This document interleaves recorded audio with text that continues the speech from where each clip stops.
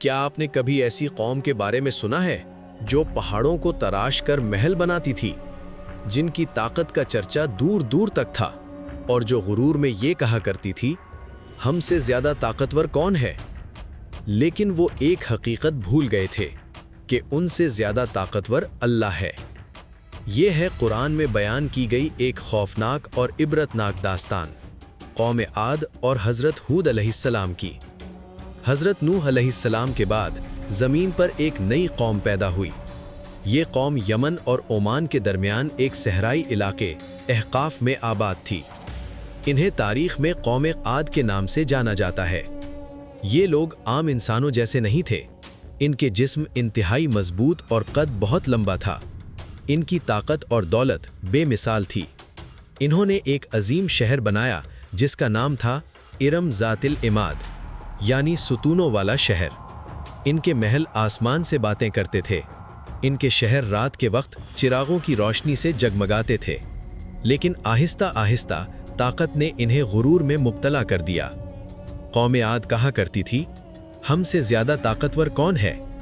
انہیں یقین تھا کہ دنیا میں کوئی انہیں شکست نہیں دے سکتا۔ ان کے نوجوان اپنی طاقت کا مظاہرہ کرتے تھے اور بزرگ فخر سے کہتے تھے کہ ان کی قوم پہاڑوں کو بھی جھکا سکتی ہے۔ لیکن اس غرور میں انہوں نے ایک بہت بڑی غلطی کی۔ انہوں نے اللہ کو بھلا دیا۔ انہوں نے بتوں کی عبادت شروع کر دی اور ظلم اور ناانصافی عام ہو گئی۔ تب اللہ نے ان کی ہدایت کے لیے حضرت ہود علیہ السلام کو نبی بنا کر بھیجا۔ حضرت ہود علیہ السلام روز اپنی قوم کے پاس جاتے، بازاروں میں، مجلسوں میں اور ان کے محلوں کے دروازوں پر کھڑے ہو کر کہتے، اے میری قوم، صرف اللہ کی عبادت کرو، اس کے سوا تمہارا کوئی معبود نہیں۔ لیکن قوم کے سردار ہنس پڑتے۔ وہ کہتے، کیا تم چاہتے ہو کہ ہم اپنے باپ دادا کا مذہب چھوڑ دیں؟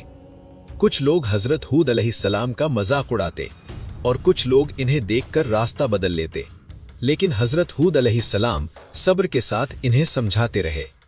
پھر ایک دن عجیب نشانیاں ظاہر ہونا شروع ہو گئیں۔ ایک رات آسمان بالکل خاموش ہو گیا۔ کوئی بادل نہیں، کوئی بجلی نہیں، لیکن وادی میں ایک عجیب سی آواز گونج رہی تھی۔ لوگوں نے اسے نظر انداز کر دیا۔ انہوں نے کہا یہ صرف پہاڑوں کی آواز ہے۔ پھر ایک رات زمین ہلکی سی ہلی، جانور بے چین ہو گئے، لیکن لوگ ہنس پڑے۔ انہیں یقین تھا کہ ان کی طاقت کے سامنے کوئی چیز نہیں ٹھہر سکتی۔ انہیں یہ معلوم نہیں تھا کہ اللہ کا عذاب قریب آ چکا ہے۔ سب سے پہلے ان پر قحط نازل ہوا۔ 3 سال تک ایک بوند بارش نہیں ہوئی۔ نہریں خشک ہو گئیں، باغات جل گئے، زمین پتھر بن گئی۔ پہلے سال انہوں نے کہا یہ تو معمولی مسئلہ ہے۔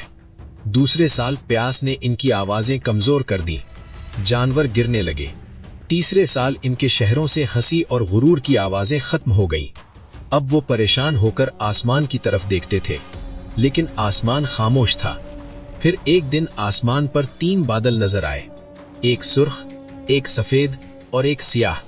ایک آواز آئی، اے قوم عاد، ان میں سے ایک بادل منتخب کرو۔ قوم کے سردار ہنسے اور بولے، سیاہ بادل میں بارش ہوتی ہے، ہم اسے چنتے ہیں۔ لیکن انہیں کیا معلوم تھا، اس بادل میں بارش نہیں بلکہ عذاب چھپا تھا۔ جلد ہی آسمان سیاہ ہو گیا، ٹھنڈی ہوا چلنے لگی، لوگ خوش ہونے لگے۔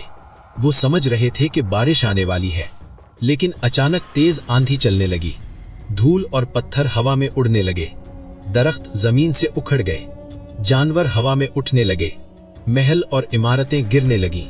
یہ خوفناک طوفان 7 رات اور 8 دن تک مسلسل چلتا رہا۔ قرآن بتاتا ہے کہ اس طوفان نے انہیں ایسے پھینکا جیسے کھجور کے کھوکھلے تنے ہوں۔ ان کا عظیم شہر، ان کی طاقت، ان کا غرور، سب ریت میں دفن ہو گیا۔ لیکن اللہ نے حضرت ہود علیہ السلام اور ان پر ایمان لانے والوں کو بچا لیا۔ جب طوفان ختم ہوا تو وہاں صرف خاموشی تھی۔ جہاں کبھی ایک طاقتور قوم آباد تھی، اب وہاں صرف ریت کا صحرا تھا۔ قوم عاد کی یہ کہانی ہمیں ایک اہم سبق دیتی ہے۔ طاقت انسان کو نہیں بچا سکتی، دولت انسان کو نہیں بچا سکتی۔